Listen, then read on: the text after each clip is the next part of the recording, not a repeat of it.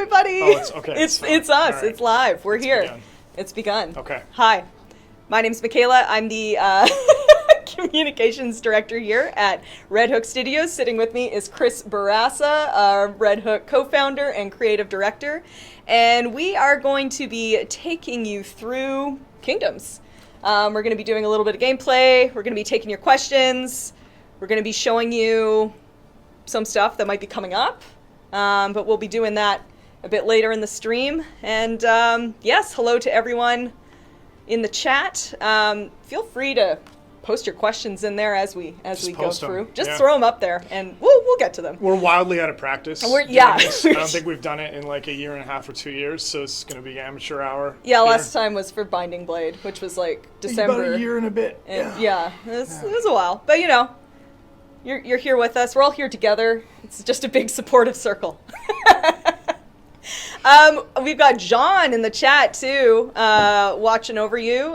He's going to be feeding us questions if we happen to miss anything that pops up on screen. Tyler is not coming. Tyler is on vacation.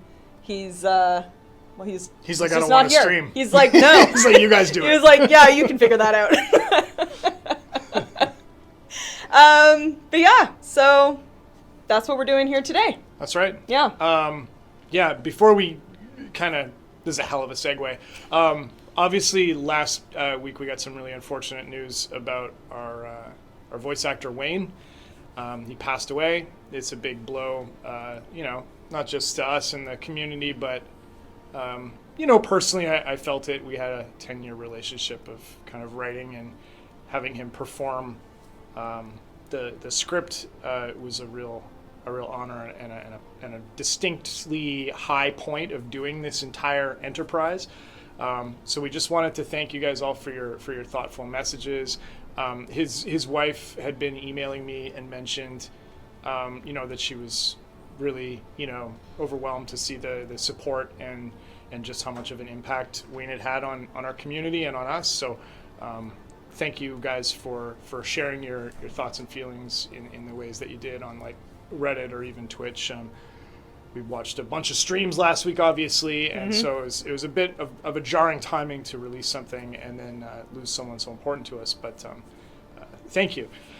So to kind of honor that, I spoke to Jeff, who works at Power Up Audio.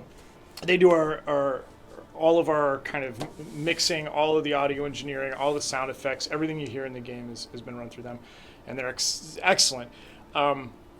And he dug up a few lines that haven't been shared before, and we thought it would be cool to share those with you guys. Maybe we just play one and then see if people can pick up. Yeah, pick up what we're putting down. Yeah. Okay. So this is we have 3 different lines, all previously unreleased. And we thought this would be a fun way of kind of sharing our love of Wayne with you. Okie dokie. Here's the first. Coming up. I hear the drums echo in the night, but she hears only whispers of some quiet conversation. It's so good. It's so good. When we were back on DD1, all of us really got super into Africa by Toto, to the point of wildly claiming it was the greatest song ever written. And so Jeff reached out to Wayne and asked him to do a little work using Toto. Should we hit him with the second one? Keep going. Here we go. It's going to take a lot to drag me away from you. There is nothing that 100 men or more could ever do. Was that too quiet? No, it's fine. I just turned it because I didn't want it feeding back into the mic. They can hear it. Okay. Y'all can hear that just great, right? Yeah. It's amazing. They love it. Okay. Yeah. All right, well, we'll finish the verse. Here we go. Put it just a little louder so you can hear it too. I want to hear it. He wants to hear He it. turned to me, as if to say, "Hurry, boy, it's waiting there for you." So good. So good. So good. He was such a great sport. Yeah. What a delight. Yeah, he really was. So, tough loss, but... Yeah, absolutely. So, yeah. And now to impossibly segue. The impossible segue into the game Q&A. and all the stuff we're going to show you. So hope you all enjoyed that. That's not good. No, it's not. It's We thought it'd be fun to have a glass of wine it's on the stream, but it's been sitting It's in a old. bottle for a week, and it's just gross. it could be better. It leaves a lot to be desired. Yep. Okay, so we're talking about Kingdoms. So for those who aren't aware, Kingdoms is a new game mode that we released to Darkest Dungeon 2 as part of a big free update on January 27th. We've launched that update with one adventure module for you to play, Hunger of the Beast Clan, which features a new enemy faction, the Beastmen. In Kingdoms, you're tasked with defending your kingdom from said Beastmen. You're upgrading inns, you're sending heroes across the map to defend them, and you're working down a quest chain with the ultimate goal of defeating the boss before your kingdom is completely overrun. We have 2 more modules planned for this year, each featuring a new enemy faction. We'll be talking about that a little more later. But yeah, that's Kingdoms in a nutshell.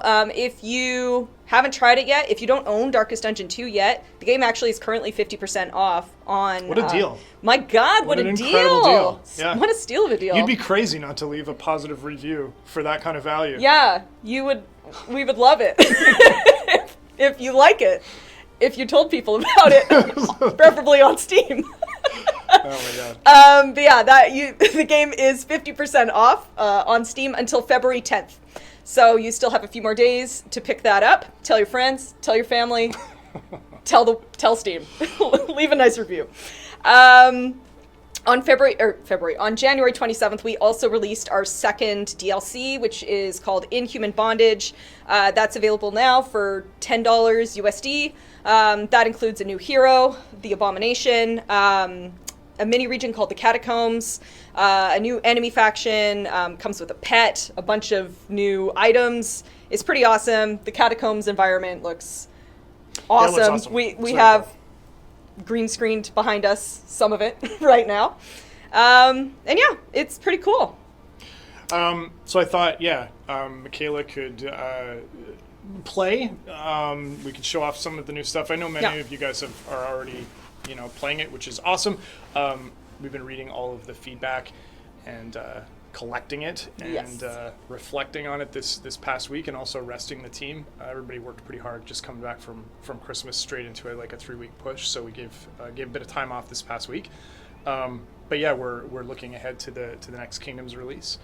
So we figured we'd just kind of take this casual and pick up as many questions as we could for an hour, and then stop doing this. Yeah, stop and maybe show you a couple things. A couple teasers of what's to come. For sure. But yeah, for now, let's switch on over here and let's talk about Kingdoms.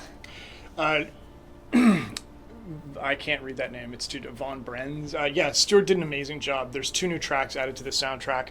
One for the Inhuman Bondage Catacomb region, and one for the Beastmen, and they're both fantastic. I think the Catacomb one is one of my favorites that he's done in a while. There's a lot of console questions. Yes. Which is awesome. That's happy great to see. Yes. What do you want to say about console? It's coming to console. So I wake up every morning and I read the entirety of our subreddit until I hit the stuff I've already seen before. So I'm pretty, in as much of the small, tiny corner of the internet that's ours, I'm pretty up to date. I know there's a lot of interest in consoles. Just for clarity, for people who don't work in the industry, there is a more exhaustive submission process when you go to release on a console, and they are different per console. So I'm going to be very careful because I don't want to start pointing fingers at anyone. Some of them are easier than others. Some of them take less time than others. And PC is the absolute smoothest. We could push a build anytime we want on Steam, drop of a hat. So the overhead to release is much lower. And so our strategy, kind of since day 0, has been PC lead, because we can get it out faster, we can iterate on it faster, and we spare ourselves the kind of prep work, the optimization, and the overhead that goes into packaging something up, pushing it to the console holders, waiting for that approval, and then getting it out. Darkest Dungeon 2 required a lot of optimization to get on Switch, and it's incredible how well it runs on Switch, and it's a real testament not only to our external porting partners Flying Rat, but also to some of our key internal resources. I could just say names; it won't mean anything to you, but maybe they're watching. Udan, Brooks, Mariel, Justin, Kier, Galen. All of these people worked really hard. In addition to making content for the game, but also refactoring, optimizing, and making it performant on some of the sort of lower spec consoles, which I guess is shade at Switch, but it's truth. Our goal with Kingdoms is to get it out on consoles as soon as possible, but we want the most stable, polished version of that. So that's why there is a delay for you console players. That's why that delay exists. It's just kind of our strategy to mitigate 11th hour disasters on a console certification submission. That said, we're working expediently to bring Kingdoms to the consoles. I don't even want to say a time because I'm going to get in trouble. But way quicker than it took us to get Darkest Dungeon 2 itself out, because a lot of the optimization work is done. So we're talking a matter, can I say a multitude of weeks as opposed to months? Yeah. Is that fair? You could measure it in weeks? Yeah, you could measure Would you lots of prefer things to measure weeks. it in weeks? Yeah. Or in months? It's not many months. Right. Yeah. It is many weeks, but Many fewer weeks, months. but fewer months. Yeah. Yes. We will have news on this as soon as we Yeah. can. And the reason we're cagey about release date is we just don't want to commit to something publicly and then miss it. Yeah. It's always a pain, and people get their hopes or their expectations set, so we don't want to do that. But we're working on it. It's a real thing, and it'll be coming out as soon as we feel like we're in a position to deliver on that. And hopefully that sheds a bit of light on why we go PC first. Yeah. It's exactly. not a personal insult. It's just a practical reality. Yeah. Dr. Hyde 23 is curious if Inhuman Bondage is coming before or after at the same time as Kingdoms on console. I believe our plan is to release those both simultaneously for each console release. That is our plan. Yeah. So the DLC and the game mode update are meant to be coming out at the same time, like when they hit each console, essentially. Yeah. So you'll get them together. And if you really want to keep hammering us on this, we can go and get John, and he can sit in the Yeah, middle, John. and he'll talk at great length about how it all works, because he's acutely involved in dealing with all this. Yes, he is guiding that process. Yeah. For that, we thank him every day. Thank you, John. Thank you, John. Okay. Yeah. Cool. Let's look for more questions. Let's play. So I started a new Kingdoms file here. We're at the very first inn. So when you arrive at the first inn here, you're going to get a little quest item. Anyone who played the Binding Blade DLC, this will look kind of familiar. We took that sort of quest chain experiment that we did in the Binding Blade. You need to do some quests to unlock the Crusader if you haven't played it. And we brought that over to Kingdoms, really fleshed it out, and you got a lot of cool, awesome quests you got to do to fight back these beastmen. It was fun. It was fun. The Crusader quest, the quest steps in and of themselves are quite simple, but it's kind of neat to just have something playing kind of a background instrument. It gives your brain something to think about while you're kind of doing the standard activities in the game that you're used to doing.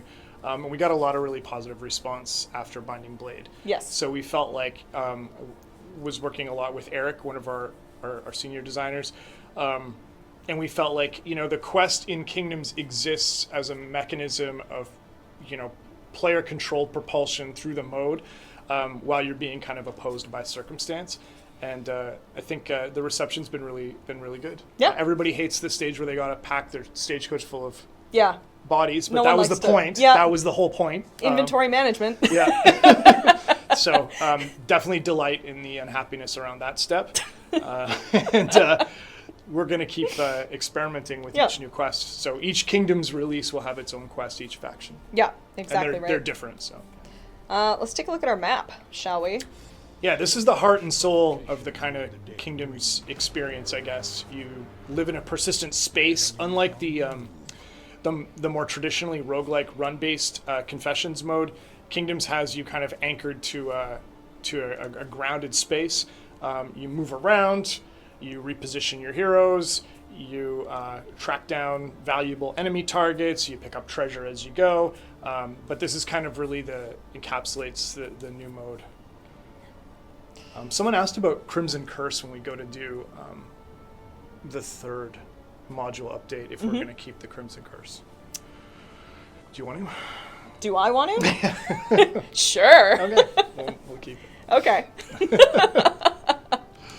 Okay, so this is handy. This sieged inn is just right here. It's Why, like right it's across from only me. a short trip away. The Waif Sacrifice. Great names. Yeah, we got a lot of our testers. We should give a shout out to our testing groups. Yeah. Thank you. Absolutely. Yeah, huge, like, invaluable feedback and work from them, just testing every single update we've been putting out for Kingdoms, really drilling down, finding, any bugs they could find, and offering just fantastic feedback to help us make the feature what it is. So, yeah, thank you so much, everyone. And we got a bunch of their in names in as well, so that was cool. Exactly. So, I mean, one of the things is, like, when you're working with this board game kind of style of play, we have to think a few moves ahead. And I'm very happy to kind of see, from what I've observed just on stream and on Reddit and in our testing groups qualitatively, is everybody naturally gets there, but there's always a few false starts before you kind of start factoring in thinking a few moves ahead. So, like, let's look at where our heroes are, and maybe we want to move them around before we... Yeah. So you can tell the inn you're currently at by this nice little waypoint thingy here, but we have a bunch of heroes spread across the map. So, Jester's over here at the Knight and Rogue. No, it's just... I don't know why I went back. I know, I tried another sip and I was also disappointed. We have the Duelist down here. Yeah, so your heroes are spread out. As the days go by in Kingdoms, you can see this sort of tracker here. There's escalation surges that occur every 15 days roughly, where, the sieges increase, bad stuff happens, essentially. If you mouse over the tooltip on the top right, Yeah. you can see the set of persistent effects. So the game pushes you to a resolution. Some quest steps require you to be in advanced escalation stages, but you can certainly fall behind. Yes, true. Also, you don't want to lose any inns. No. Yeah, losing an inn is not fantastic. You can see here there's 0 out of 5 inns lost currently. If you were to lose 5 out of 5, your kingdom will fall. So while you can stand to lose maybe a couple, it's not great because it can quickly snowball, especially as the escalation rises. So yeah, we have heroes sort of spread around the map. So right now there's only 1 siege, but this will increase over time, and we can send them on journeys across to different inns. Essentially, hold to send on a swift horse. You can, move the grave robber if we want to put her, maybe she wants to go camping. Sure. Why not? Yeah, you can put her there. This is what I mean about strategy. Yeah. You're drilling down, you're showing them how it's done. Yeah. Blindly. Blind strategy. So interestingly enough, I was totally against heroes being able to move more than one region, and I felt like even moving one region should be hazardous for them. Yeah. But Tyler, who's not here today, was very adamant that it would work better this way, and it was really important, and so we tested it, and he was right. He was right. Yeah, and he's very pleased with the swift horse, framing of their speed, because I'm like, it doesn't make sense, and he's like, what if they were on a swift horse? And now it's lives in a tooltip. Yeah. For all to see. It's right there for you. Okay, so I'm gonna set our destination because we know we want to go here. This inn's not. Yeah, it's under attack, so let's just set our route. Go there. We can move more heroes around later. Let's maybe check out our inn. Ooh, here we are. Another big feature of the mode is that each inn is separate and discrete and requires upgrades, care, and attention. So why don't we check out the inn upgrades and see what we've got here. Actually, wait, sorry. Oh. Go back to the map. Uh-huh. Let's see where this inn actually is. It's kind of in over a here. bad spot. It's Hey, not central. I say we save all of our stuff and upgrade one of these like middle inns. The low point. The low point should be our high point. Okay. We'll get over there. We'll upgrade that.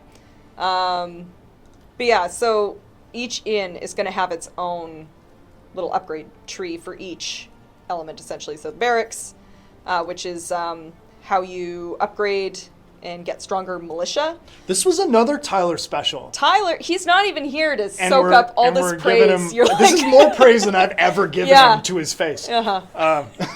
You'll have to watch it back. But yeah, we were going to auto-resolve sieges, or the initial version of this was just a calculation. It was like if your in-defense score exceeded the attacking score, roll a dice and then whatever. And then I think it was his suggestion, be like, well, what if we had little bros you could like fight them with? And then we all got pretty excited about it. And I love seeing how positive everybody is about the peasant militia. They're pretty cool. Right, so there's the militia. We have a provisioner. Mastery training. Wainwright. Oh, hi, tutorials. What's up? Physician. So you can cure diseases at an inn, for instance, if you were to like upgrade this stuff. Mastery training, as mentioned, this is going to be locked per inn, so mastering hero skills, you might be able to do that at this inn if you upgrade this, but the next one you go to, if that inn is not upgraded, you won't be able to master your skills there until you spend your inn currency, there's inn materials down here, to upgrade that. I know we get questions about that sometimes, wondering why. Yeah, each inn is separate, and it's important that it is that way, so that some inns are more vulnerable than others depending on where you invest. So it's part of the kind of like planning and strategy around it. Yeah, exactly. Okay, so you don't want to spend anything on this. Well, we could spend On something. this We might as crappy well show off sidelined in. this Okay. sidelined in. Yeah. Third, I don't know. Do I want to master skills? What do I we say got? just like stiff upper lip it And just go. get to the next region. Okay, yeah, let's do it. Maybe, hang on, I wanna get some memorable. Do we have anything for stress?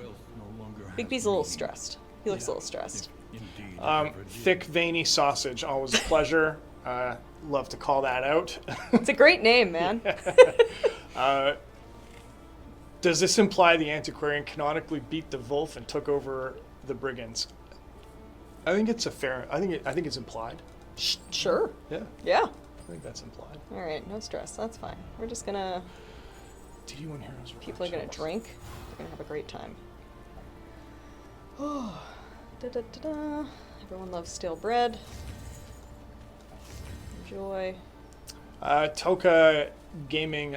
Yeah, I prefer thinking of them as individual heroes. I think like the type of game that Darkest Dungeon 1 was required you to have a deep bench, and it was more of a roster management type of game. So obviously, we want to embrace that, but I much prefer thinking of the heroes as who they are. That's why we invested so hard in DD2 on exploring hero origin stories. Really went deep with their personality in the barks, and tried to from the kind of like archetypal framework really tease out like cool individual characters. I think of them all as like a low fantasy X-Men, basically.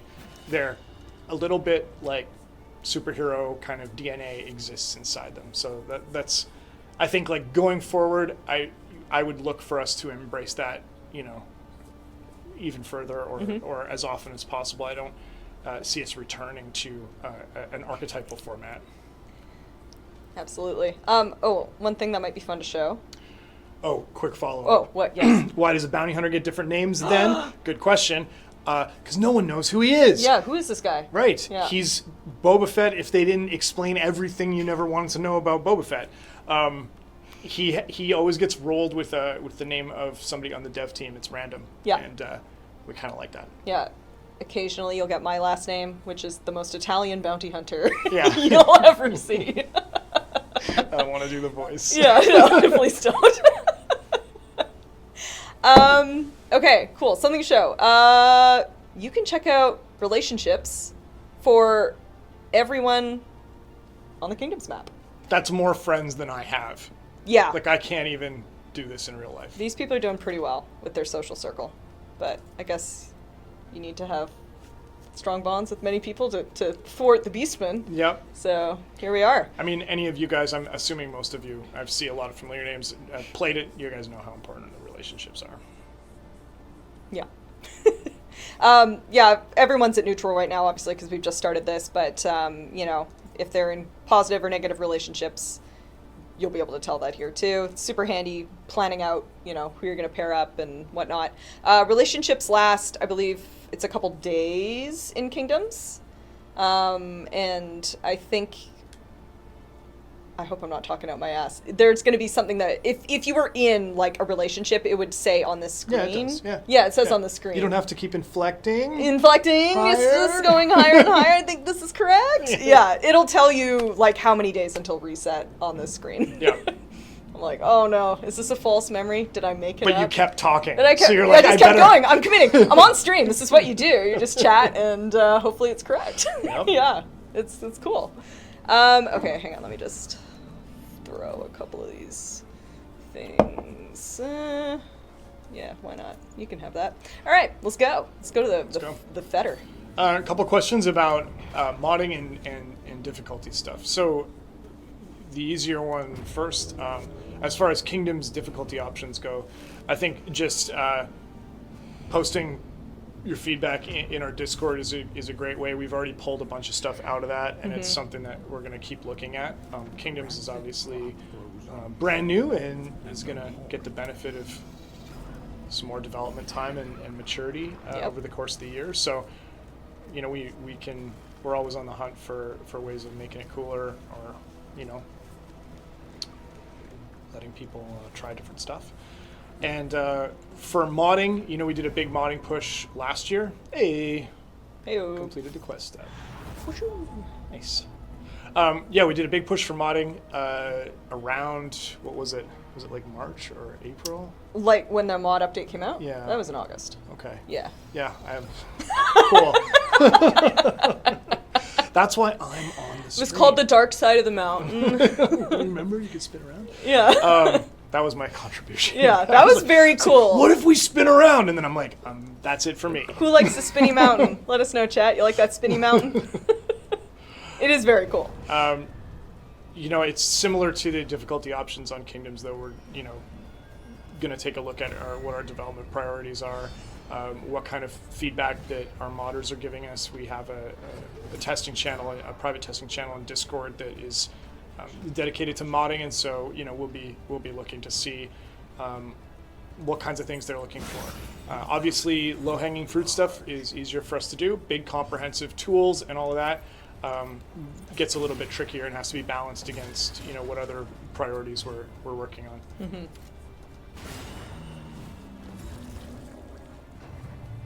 I realize I didn't mention it explicitly, but we do have the Abomination in our party, who is part of the Inhuman Bondage DLC, which we released not 2 weeks ago. Yeah. Yeah. He looks great. And he looks awesome. Let's hit this guy. These guys are so gross. I love them. I love all their teeth. Professor X is the academic in this game. Oh. Plus you. It's like a shared role. Will old modules get anything new as new stuff comes out? Will I have reason to play Beastman again? Yeah, good question. I think we want to continue to release new maps. So facing a familiar challenge in a new map is something that you could definitely do. I don't know that we're gonna add 3 more Beastmen characters. Our team has kind of moved through all 3 factions, so I wouldn't expect massive sweeping changes to the Beastmen module as it exists. But the mode will get more robust with time and energy.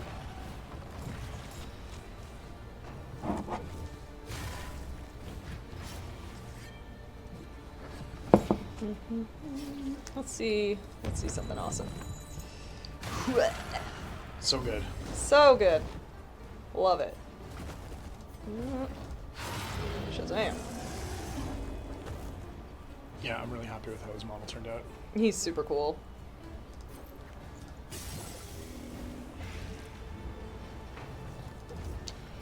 You cannot expect more body pillows. No. And no, I don't have one. I don't have a flagellum body pillow. We didn't make a Highwayman body pillow, so No. I was like, I'm not buying this. It had to be the flagellum. It just had to be. Yeah, that was Michaela's idea from inception all the way through to You the can pillow blame that me. you're snuggling right now. You can blame me. But I think it we try to stay pretty on brand, like on tone with stuff. Yeah. But as a one-off, I felt like it was a really hilarious idea and worth doing. But no, we're not in the body pillow business now. No. In fact, we're walking away. Yeah. But I still think it was a cool idea. Yeah, it was fun for sure. Sadly, I was not able to do the art for the body pillow. I would love to do the art for the body That would pillow. have been great. Ooh.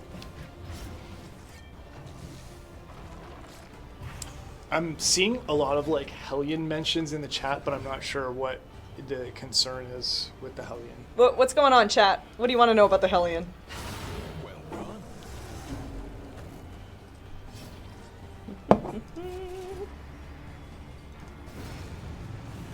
What are they telling us? Hellion mentions. Hellion rework. Oh, Hellion, right. Okay, she's a babe. Okay, that's cool. Yeah, so I think there are 4 or 5 heroes that haven't had their paths kind of reworked. Yeah, how about that? So that's on our list of to-dos this year. I don't want to speak to the design priorities or commit to a date, but it's on the wall along with K2 and K3. We're something aware. We're gonna keep chipping away at. Yeah. Someone asked about newer returning heroes. I kind of feel like we're due for a new one. Mm-hmm. We did Duelist was new. We brought back 2. I don't know. It might be fun to do a new one next, but that's not me.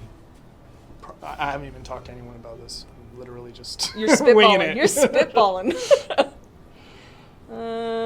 Let's get some more light in here. There we go. Any more character-specific merch? We're always working on some new merch ideas. We just released a new batch of shirts 2 weeks ago, I believe. We have some Darkest Dungeon 1 kind of anniversary shirts. The game celebrated its 9th anniversary of wide release, and I believe the 10th anniversary from early access launch was just earlier this week on the 3rd. So yeah, we have a couple shirts celebrating that and some Kingdom stuff. We don't have anything that's singular character specific right now. But it's very reasonable to assume that as we continue to do stuff, we can. We're always trying new things, experimenting. We can definitely get some character stuff going. Yikes. These guys were fun to design because I tried to track their mutation all the way through the factions. So the Rob Zombie guys are still kind of human, and the little Wheedly guys are starting to grow some horns, and it just gets worse from there. It was also a lot of fun to see the environment team put together the different stages of upgrade and then have them on fire and everything. It was really cool to flesh out the world.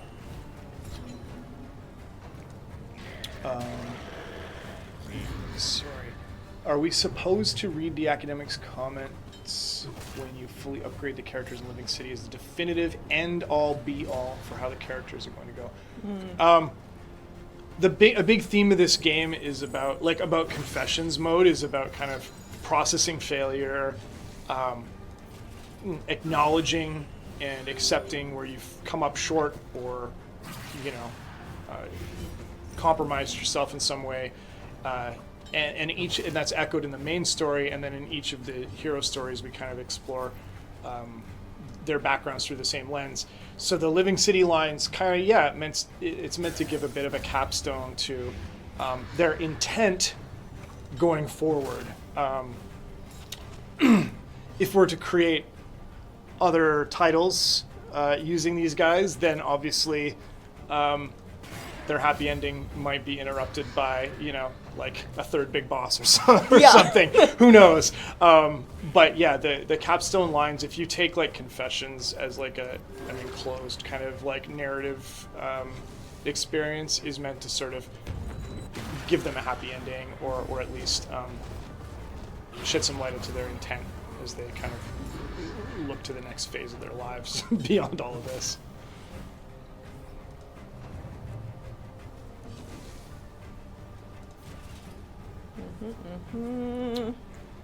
You're doing great. Oh, yeah. I'm always wary of these guys. I saw somebody go hard. They've just built their favorite Blight team on their first Kingdoms run and just went in and hit the wall because these guys are all pretty Blight resistant. Yes. You can get them, but it's, yeah, not easy. Alright, I'm getting kinda strange. Dr. Malman, which is a great name, is asking, when we brainstorm new characters, do we discuss mechanics or cool looks or theme? It's a little bit organic. We look at requirements, like where is the cast weak? Like, should the next hero be man, woman? What kind of background are we looking at? What kind of mechanics are we missing? And I know a bunch of people are going to spam, we need a rank 4, we need a rank 4 hero. I'm aware. But we look at all of these things and then out of that soup try to create something cool. Why did we go Abomination? Flexible. It's kind of like 2 heroes in one, which we felt would be like great value for the DLC, because like a single hero is a ton of work, but this felt like a really earnest effort in terms of a value proposition, so we thought it was a good chance to bring him back, and we thought we could really blow out the transformation effects, the backstory, all of that, and do him justice. You're actually not doing very well. Yeah, they're getting a little stressed. It's okay. We'll figure it out. It's just, he feels a bit better now about everything that's been happening to him. Hero skins are something that we continue to work on. They're getting close. There was a lot of technical fuckery around how to actually transfer the animations over. They're not. They were not technically skins of different models. It's a whole thing, and we're getting close. But no, I would not expect a Flagellant's origin skin to like re-mutate his skills back to DD1.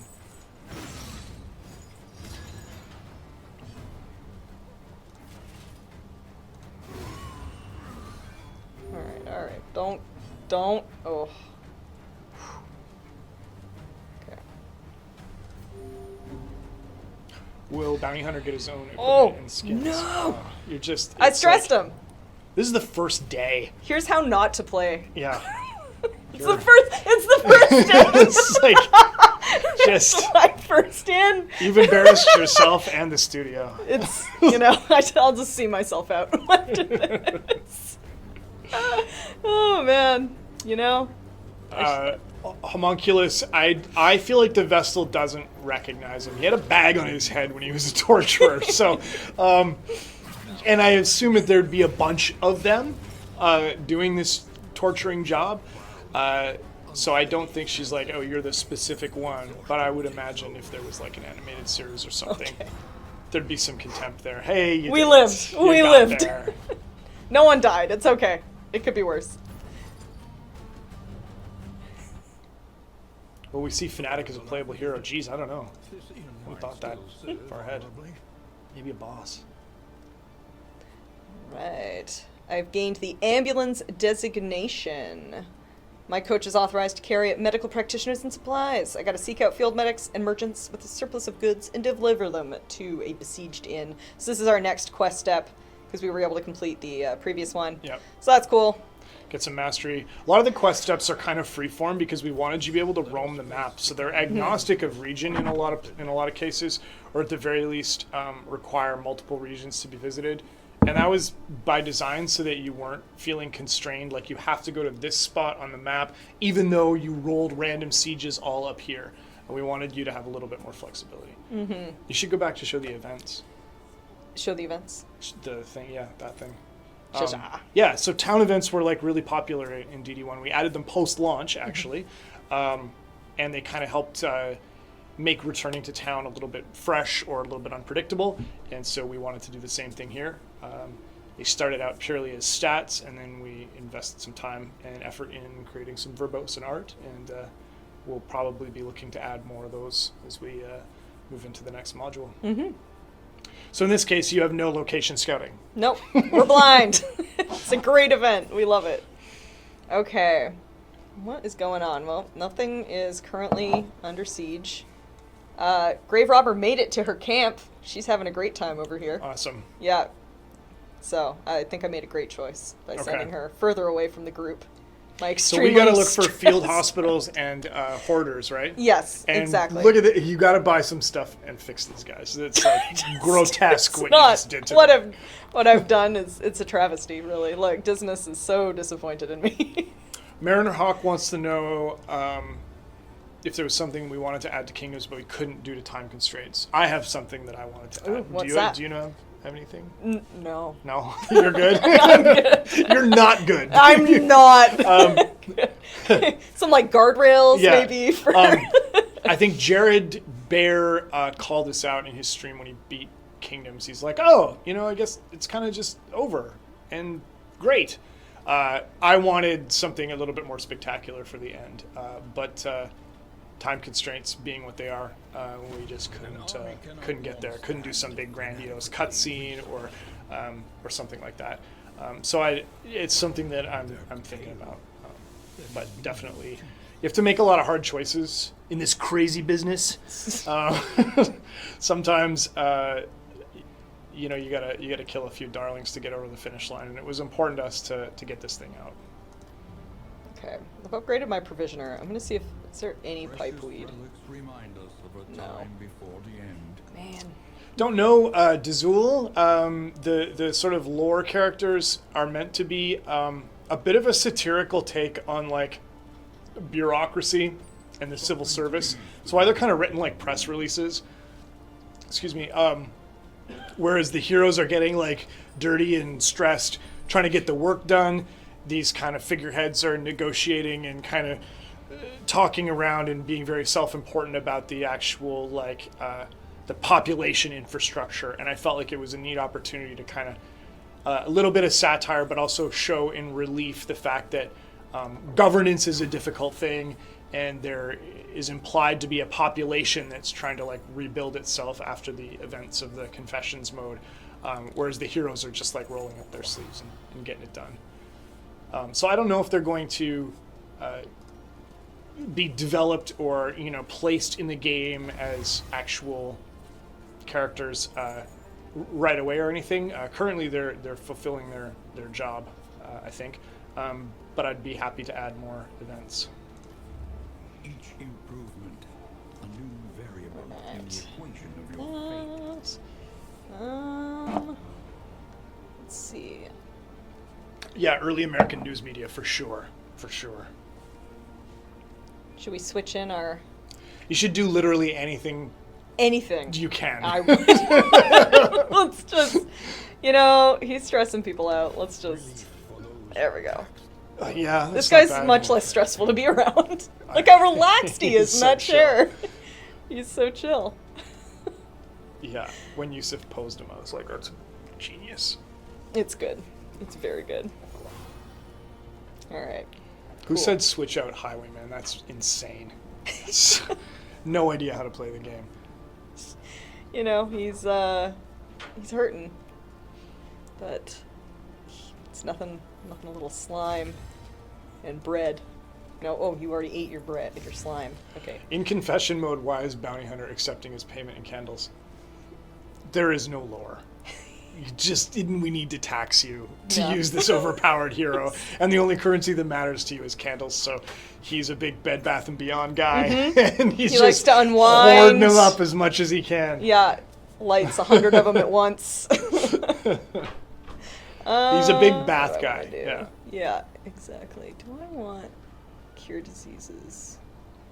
Ooh. How much is this? Oh, I'm gonna do it. You're gonna do it, okay. I'm gonna do it. And then we can So heal. this is a good thing to point out. Yeah. If you haven't played Kingdoms, all the inns, each inn you can upgrade up to the basic. I keep pointing at the screen, up to the the basic part of the tree. But when you cross over into the advanced tree, the effects are way more powerful and interesting. But you lock out other advanced trees for these subdisciplines, which means that each inn is kind of develops a specialty. And where those inns are on the map is kind of important. So like a hero mastery inn, I feel like you want to have that fairly central so that you can keep running heroes through it and keep their skills up to par. Similarly with healing, you want to make sure it's accessible. Yep. So, yeah, we do have a physician on site currently. And let's see. Let's heal him up. Actually. We explored, was it iCol 1500? We explored the idea of purely random kingdoms, but decided against it simply because you could get some just insane rolls that would be, impossible or not fun, kind of tedious. That said, our pipeline to creating maps is pretty smooth. So we're definitely interested in adding more maps going forward. All right. But it's one of those things where, like, you think, yeah, just generate them randomly, but more often than not, you're going to get a bad random. I don't have enough points to get the mastery, so let's just go. Let's go.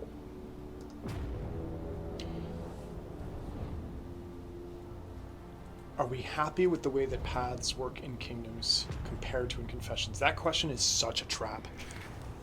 Are you happy, Chris? Are you happy with what you did now versus what you used to? Yeah, I can't answer that. That's terrible. It's a PR nightmare. A hospital. Let's go there.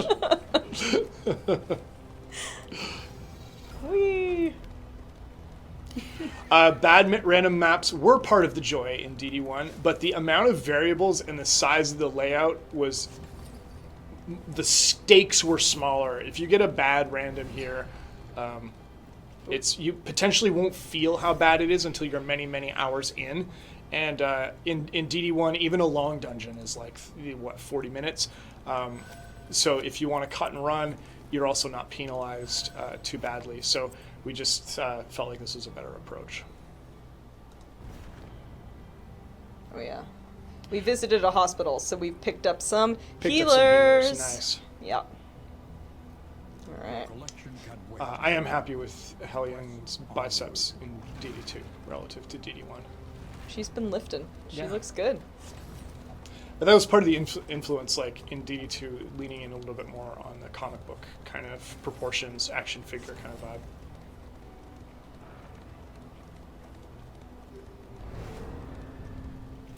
Big pile. You want to run? Everyone wants to run. Wow. Wow, cowards. I don't think you can afford much more stress, quite frankly. Wow, okay. Let's just... +2 stress. Alright, we're fighting and you guys are gonna hate it. The other thing about Kingdoms is that all the regions are shorter. So you're journeying through things more often, and we've kind of condensed that experience, which I feel like it really works for this mode. You're not getting bogged down in a big, lengthy road trip. You're kind of doing these short jaunts, but it means that you get to the inn quicker, and you can kind of engage your strategic brain again. So I feel like the balance is pretty nice, and definitely pulls from some of that DD1 DNA. Oh my god, let's get rid of some of this. Oh, couldn't do that. That's fine. Yeah, there are plans to add new maps as we release Kingdoms Module 2 and 3, for sure. Was A-Bomb easier, harder, or as hard as you thought? It wasn't that bad. We had some infrastructure actually built up from the fanatics because they can ignite, which is like an alternate mode. So I think we built on that. Obviously, there's things always break and act weird. So there was certainly problems to solve. Look at the Highwayman. Like, that's what I'm talking Why about. would we leave him behind? Yeah, why would anyone in chat ever suggest that? Why? And then a miss by And a this miss. jabroni. That's what you get for having only one eye. Yeah, it's Yeah, true. yeah. Lore accurate. Okay. Yeah, I think A-Bomb turned out really great end-to-end. Someone asked earlier about bounty hunter weapon kits and pallets. I don't want to commit, but I think I would obviously like to do it. The more stuff we have in here, the more fun it is. So it's on the list for sure. Should we look at? Do you want to look at some other stuff? Look at some stuff. You want to look at some other stuff? Sure. Yeah, we can stop. We can stop playing. It's going so well, so I don't understand why you'd want to stop me. I think you are on a rocket ship Look to at that! success. I think that's where we call it. Yeah, we could call it right there. That is the definitive Darkest Dungeon screenshot. Yeah. Is the Highwayman crit. Yes. Exactly. Okay, I'm going to take us back just quickly to our... Oh, wait, what? Well, Eclectic Spaghetti brought up the secret boss. The secret boss. Do yeah. we want to talk about the secret boss? Well, what I can say about the secret boss is that we were inspired by the Street Fighter 2 level where you beat up the car, and felt like it would be a really cool thing to include a nod to that boss or that character, but do it in a way that was completely different than any other boss mechanic, where the boss himself is a little bit more passive. So it was a lot of fun, and Eric added a lot of neat little hooks and twists, turned him into a bit of a loot pinata kind of when you crit. It's really cool. I'm happy that we got it squeezed in. It's very cool. Yeah. Okay, so we're gonna show a couple things now that we've seen that incredible gameplay session that I led us through. On the heels of that adrenaline pumping, Adrenaline rush, masterful absolutely command of the game. Outstanding work. Yeah. Yeah. All right, we're gonna switch out here, and we're gonna show you just some concepts. So we'll start with someone we know. Yeah. We want to talk about this guy. Oh yeah. I mean, I don't know. There isn't a whole lot to say. Oh. I just thought it would be cool to Just show like- some of the behind the scenes stuff. This is just an early rough of that character. Obviously, they get another pass and get cleaned up and colored before they go to model. But yeah, I was just trying to think of some. Okay, yeah, just some cool behind things the to- scenes. Well, you could say like you a couple know. words about each thing. I Maybe. could say a Yeah, few words. you could say a few words about your work. Well, We got this guy. We got who are these? Oh, we got these guys. this guy. Yeah. You know? Some militia. They're cool. Yeah, They're I was here to help I was us. happy with them. I Yeah. think really the level 1 is sold so well with the animation that Yusuf did, where he's like literally like cringing and holding his sword up. His I teeth love are it. like, I "Ah!" love it so much, and it's always fun when you can start with an idea, and then it gets improved at each stage down the line until what you guys end up seeing is kind of like the best version of that idea.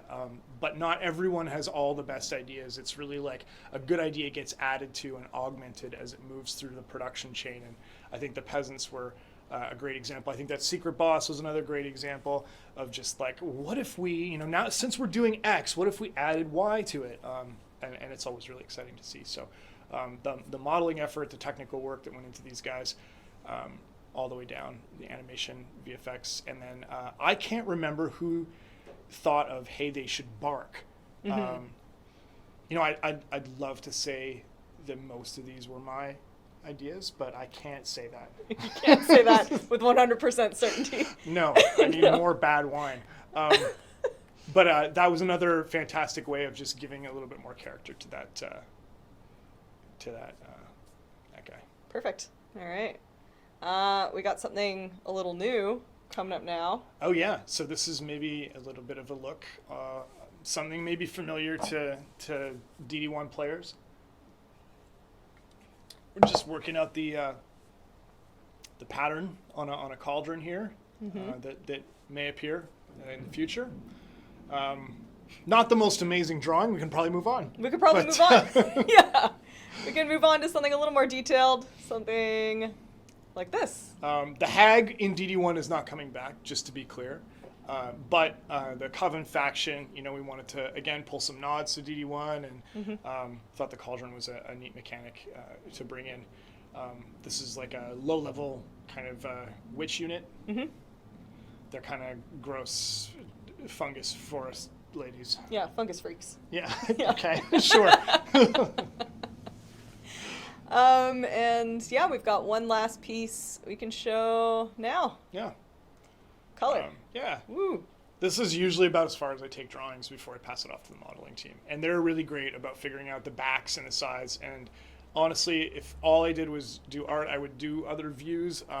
But I really appreciate my collaboration with Kevin and Jordan and Aaron that I can do something just as it appears roughly in combat, and then they can kind of take it and run with it. So these are These are two of the witch units. We're going to lean in on a lot of mystery, some stealth. The quest is going to have a very different flavor. The Beastman quest was kind of all about like blood, meat, medical stuff, triage, catching up to them, and kind of a lot of like knuckles down fighting. The witch quest, we're aiming for a little bit more subterfuge, a little bit more like witch hunter kind of style.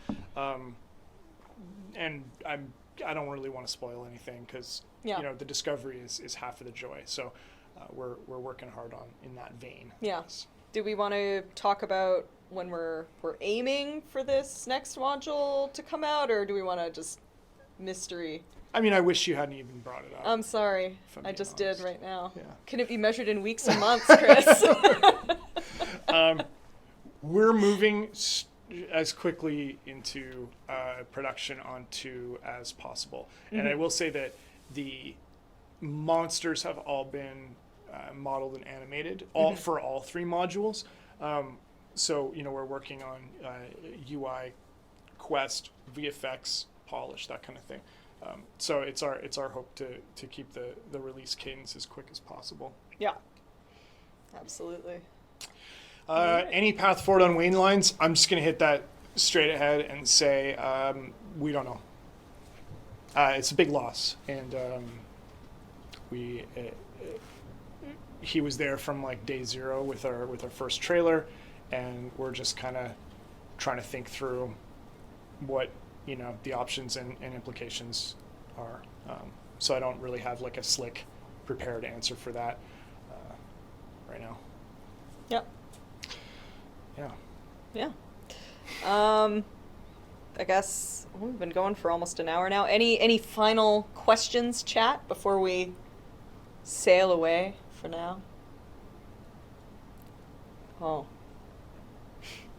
Thanks, chat. Yeah, that's nice. Is the bounty hunter getting new paths?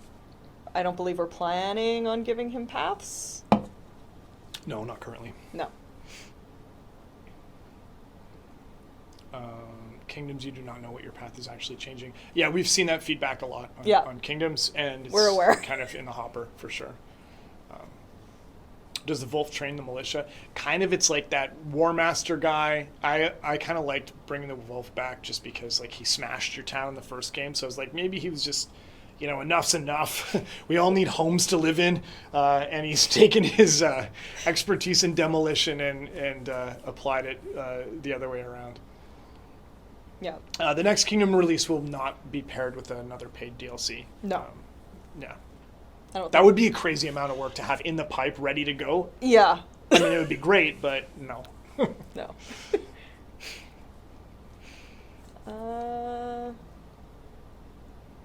Well, yeah, Kingdoms Update alone, another DLC. Just reading through. More skins. Yeah, I think we already touched on the origin skins. Yep. They're, why can't the body... Someone keeps asking about why can't the body of work flip the stone that the heroes stand on. Because it's made of their determination and optimism and confidence in themselves. Is that lore? What's that? Is that the game lore? Sure. Lore. Yeah. Should have been a piece of gold to fit with the theming of the game and everything. That's my bad. All right. Plan for new hero. Just seeing if there's anything else. Lore. Any plans on Infernal Flames in Kingdoms? I'm not the guy to ask. Eric. I think like our goal is to get K2 and K3 out. Flames in Kingdoms is a big... It would introduce a lot of craziness. And I'm not saying that's bad, but it's something that we'd want to get a view to before we kind of really push on it. And it would take work to like test and make sure they're compatible, make sure that some of the flame mechanics don't make some of the escalation mechanics impossible or stomp on themselves. So it's not something that could just be done, from the hip.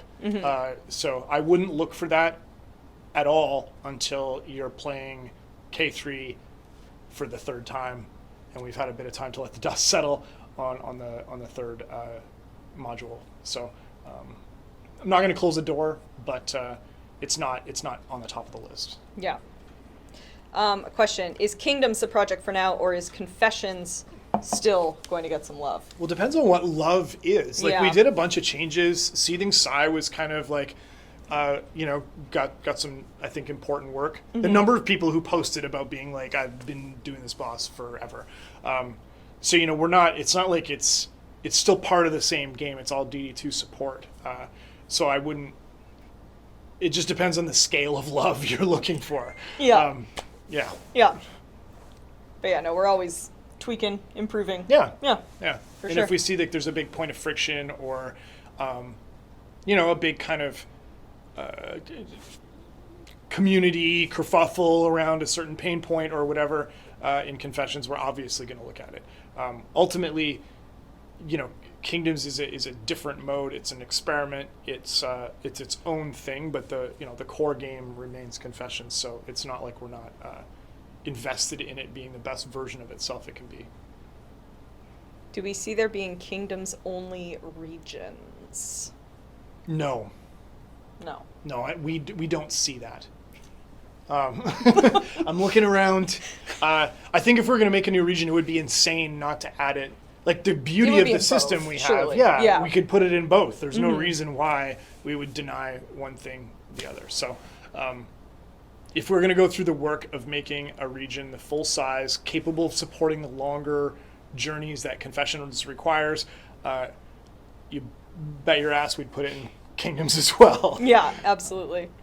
Yeah. Which of the 3 Kingdoms factions did you love working on the most? Okay, so I'm a big fan of the bugs. The Crimson Court was a lot of fun. I felt like I have a lot of nostalgia around that release. We priced it way too low. It was an insane amount of work. Insane. But I was really happy with the sort of like fiction around the bugs. But this time out, I actually enjoyed the witches more. Nice. I think partly because of some of the things we have planned for their quest, but also it was just kind of neat to do something totally new. Obviously, the Virago is coming back, but like as far as the rest of the faction goes, and that's not to say that there aren't new and different bugs. There certainly are, but I guess I just kind of had more fun with the witches this time. Cool. Yeah. Well, Wrap here? yeah. Yeah? I guess we do. Yeah. Yeah. Okay, cool. The wine's no good. The wine and, sucks. It's time to go. So really bad. We gotta go get some real wine. Gotta get some better wine. Thank you everyone for tuning in. We really appreciate it. Just as a reminder, Kingdoms is available now. It's free game mode, just built into Darkest Dungeon 2. Darkest Dungeon 2 is currently 50% off on Steam until February 10th. If you like it, why not leave us a positive review? It's just a thought. And Inhuman Bondage, our new DLC, is also available now. You get that. You'll get the Abomination. You'll get the Catacombs mini-region, which is accessible in both Kingdoms and Confessions. You get a new pet. It's a cat. I love cats. I'm so happy we have a cat now. It's true. So that's exciting. You feed it. It gives you different buffs depending on your stagecoach equipment. It's a hell of a tooltip. It's a very, it's long. Yeah. Get your reading glasses out.